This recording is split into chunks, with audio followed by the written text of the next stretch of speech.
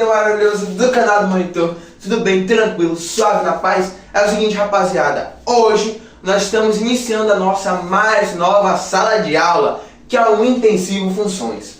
É o seguinte, nós prometemos lá no início do ano duas salas de aulas novas. E nós já temos três. Nós temos o Na Onda do Enem, a temporada especial Sociologia Enem, primeiro ano do ensino médio, e agora Intensivo Funções. Galerinha, a aula de hoje será sobre o quê? Será uma introdução a funções, a ideia de funções, a parte teórica, mas é super importante essa aula. Não pulem para a próxima, não pulem já para a função afim. Presta atenção nela, nessa nossa primeira. Por quê? Porque muitas vezes esse assunto é um assunto que cai todo ano no Enem. Diferentes tipos de funções sempre caem no Enem. E a questão principal é que o aluno, quando vai para lá, não sabe realmente qual é a dinâmica de uma função. Não sabe direito nem o que é uma função. Às vezes só faz decorar as fórmulas, é que nem física. Só faz decorar as fórmulas, na hora tenta vomitar, daí pronto, é a letra B, mas usou a fórmula errada, porque não entendia realmente a sistemática do assunto da questão. Então preste atenção, já pega a caneta, o caderno, vai anotando, que a aula de hoje está incrível. Então, bora surfar essa onda? Primeiramente, nós temos que entender o que é uma função. O que é uma função? Uma função, da forma assim mais fácil de compreender, mais pedagógica, a função é uma relação. É uma correlação entre dois elementos. E quais são esses dois elementos? X e Y. Essa não é nem a notação correta. Então vamos deixar assim, X e Y. Beleza, então como é que a gente pode explicar isso? Bora tentar de uma forma primeiro mais concreta, depois a gente vai para a parte mais teórica, matemática. Tranquilo? Então o que é uma função? A função é a relação entre dois elementos, entre dois valores. Tranquilo? Mas esses dois valores, eles precisam ter assim uma relação, uma lei de formação, que é a função que a gente tem. Então, por exemplo, a lei de formação de uma função pode ser essa daqui, por exemplo. Ou, de uma forma um pouco mais mastigadinha, é a mesma coisa de eu dizer isso daqui. Então eu estou relacionando. Agora, antes da gente ir para entender um pouquinho melhor, bora para realmente a linguagem mais correta, de forma matemática. Uma função A, B, a gente vai entender isso porque AB é toda função que existe uma relação binária entre os elementos de X contido no grupo A com os elementos Y do grupo B.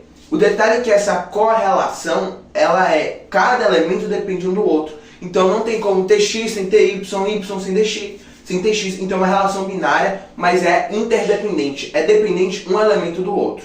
Agora que a gente já entendeu mais ou menos como é que funciona, o que é realmente uma função? Função é uma relação. Ok, eu já entendi isso. Mas como é que eu consigo ver no dia a dia?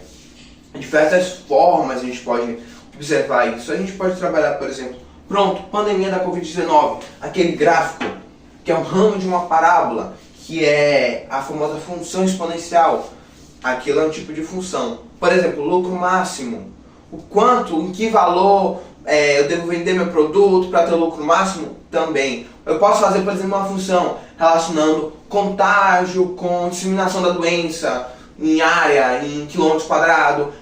É relação de valores. Eu posso, por exemplo, falar nota com tal relação, Y relação. Então, qualquer gráfico, a maior parte dos gráficos que nós vemos são de funções, são resultados de funções. A gente vai estudar como é que funcionam esses gráficos ainda na tela aula de hoje. Então, agora que a gente já entendeu que uma função é uma relação, agora a gente vai entender aquele jeito mais matemático que nós comentamos anteriormente.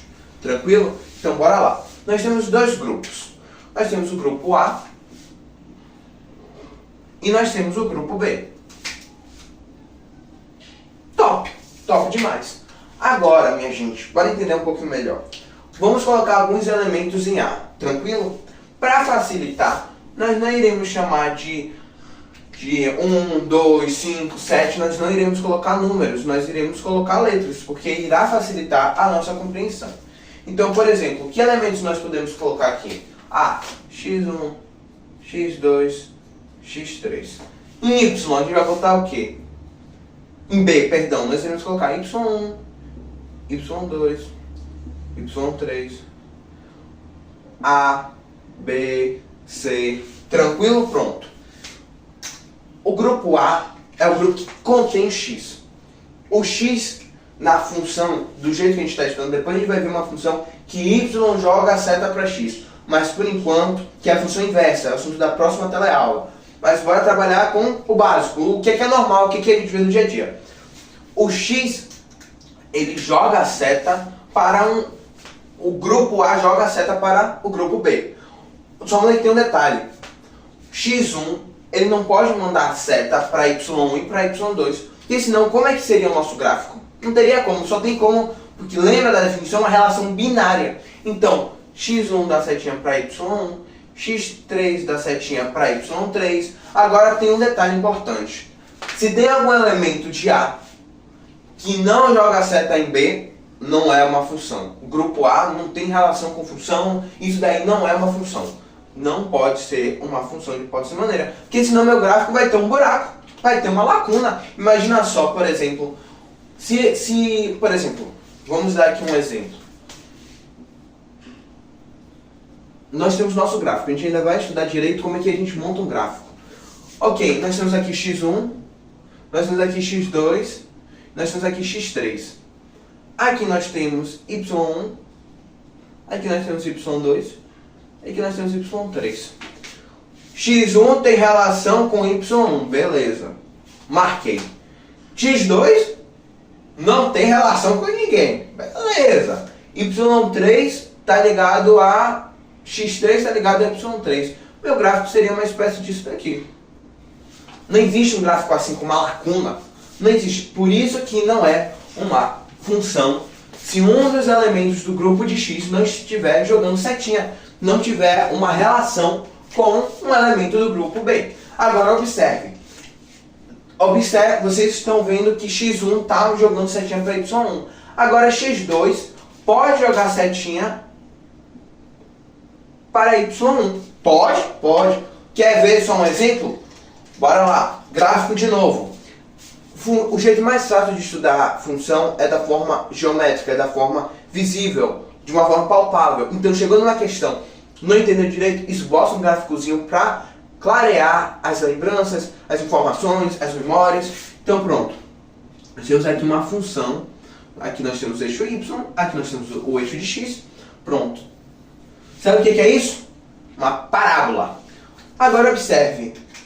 Aqui e aqui. Aqui são pontos em que tangenciam pontos de y que tangenciam x. Por quê? Porque aqui é x1 e no nosso exemplo aqui é x2. Beleza. Observem só um detalhe. Esse ponto é x1 e 0. Esse ponto aqui é x2 e 0. Então, x2 se relaciona com o valor 0, que é um y, sim. E x1 também se relaciona com um y de B. E esse y também é 0. Então, eu posso ter dois elementos de A jogando setinha para o mesmo elemento de y. O que eu não posso é x1 estar jogando setinha para y1, y2. Não faz sentido. Não faz sentido nenhum. Por isso que a gente sempre tem que estar estudando com um gráfico, esboçando ali o desenho para facilitar o nosso entendimento. Agora, pode ter valores do grupo B que não recebem seta de nenhum elemento de A? Pode, não tem problema nenhum. Tranquilo? Por quê? Irei dar um exemplo. Nem toda função é do jeito que a gente às vezes vê. Tem negativo, tem positivo. Agora vamos trabalhar com uma função, por exemplo, volume de uma caixa d'água e tempo. Não tem como ter negativo. Então ela começa a partir daqui. Observe que tem valores de y que são valores negativos que não possuem seta com x. Que x não joga seta para nenhum valor do grupo de B relacionado aos negativos. Por quê? Não faz sentido, dentro da minha questão, dentro do meu exemplo de uma caixa d'água, volume e tempo. Não tem como tempo negativo. Como é que isso? Perdão, gente. Aqui é x, aqui é y. Não faz sentido nenhum. Então, eu posso ter elementos de B que não recebam seta sim, mas eu não posso ter elementos do grupo de A, que é do grupo X, do grupo de X, dos vários X's, não jogando seta. Então aqui nós temos uma função, aqui nós temos uma função, todos aqui nós temos uma função. Agora nós precisamos dar nomes aos bois. O grupo A é o grupo que nós chamamos de domínio. Então, uma forma assim fácil de você lembrar. X é sempre domínio, correto. Só não no caso de função inversa. Aí o negócio é diferente. Mas, bora trabalhar com geralzão. A é o de X. X é domínio. X, ele joga a seta, ele se relaciona com B. Ele cria uma relação binária com B. Tranquilo. Então, B é o quê? O grupo de B é o contradomínio. Supimpa. Agora, tem alguma coisa meio assim, tá faltando alguma coisa, não tá? Tá. E a gente vai descobrir o que tá faltando agora. Porque observe, tem uma terminologia que a gente usa. Y1 é imagem de X1. Y2 é imagem de X2. Y3 é imagem de X3. Porque pega a analogia do espelho. O Y3 é a imagem que se forma no espelho de X3, de quando eu estou observando X3. Que eu olho X3 e olho diretamente Y3 também. Eu olho X2 e estou olhando automaticamente Y2 também. De uma certa forma, quando a gente está vendo ali os pontos dentro de um gráfico. Então, a imagem de X1 é Y1. Mas tem algo ainda mais interessante relacionado à imagem. Nós temos o grupo imagem, que a gente chama dessa forma. O grupo imagem são os elementos que recebem setinha de B, que recebem seta de A. Dos elementos de A. Repetindo, o grupo imagem são os elementos que recebem seta de elementos do grupo A, do grupo relacionado aí ao X. Beleza? Então, o meu grupo imagem, nesse caso é Y1, Y2, Y3. Mas A, B e C não entra? Não, não entra. Porque não está recebendo setinha, porque não tem relação nenhuma. Beleza? Agora a gente já entendeu mais ou menos como é que o negócio funciona, a gente já está um pouquinho caminhadinho, agora a gente vai entender mais ou menos como é que funciona esse negócio de notação, né? Eu posso chamar minha função de f, de x, de h, do jeito que você quiser. Por exemplo, aqui, eu sou obrigado a ter uma lei de formação, por exemplo. Eu posso falar que eu posso botar esse f, eu posso botar esse f, eu posso botar um g, eu sou livre. Agora, normalmente a gente usa o quê? Um f. Tranquilo? Suave? A função ela tem uma lei de formação. Aí cada lei de formação vai ter características específicas. Vão ter características específicas tanto de forma algébrica quanto de forma geométrica. E por isso que a gente agrupa funções em grupos maiores e em grupos menores. Função de segundo grau, função do primeiro grau, função afim, função inversa. Tranquilo? Então tudo isso a gente vai observar pelo gráfico, esses pontos diferenciais e em f e de forma algébrica e de forma geométrica essas leves diferenças de um tipo de função para outra. Agora, nesse caso, algo importante, a gente diz o seguinte, que A joga a seta para B. Agora, para não ter que ficar escrevendo isso o tempo todo, etc., eu utilizo uma notação. Agora, observem só. Nós podemos escrever dessa forma? Podemos. Mas tem uma outra forma que a gente também pode escrever. F de x é igual a x. Porque, na verdade, isso daqui representa, simboliza o quê? Nosso y. E a gente vai entender como isso funciona. Agora, como é que funciona na prática? Por exemplo, eu quero descobrir pontos, etc. na função, para poder esboçar meu gráfico ou para ter algum resultado. Nós podemos, vou dar um exemplo, 3. F de 3 é igual a 2 vezes 3. Então nós colocamos ali na notação, nós fazemos como se fosse uma espécie de expressão. Agora, esboçando o gráfico, isso é algo importante.